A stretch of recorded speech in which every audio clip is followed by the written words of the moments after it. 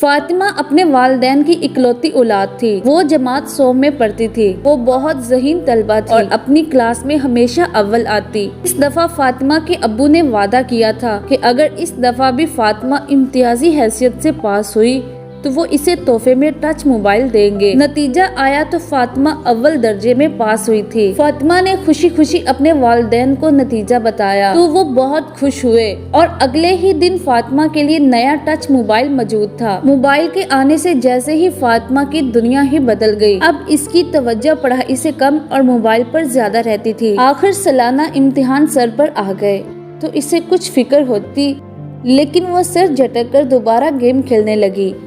جب نتیجہ آیا تو وہ فیل ہو گئی۔ فاطمہ گھر آ کر بہت روئی۔ اب اسے اپنی غلطی کا احساس ہو رہا تھا۔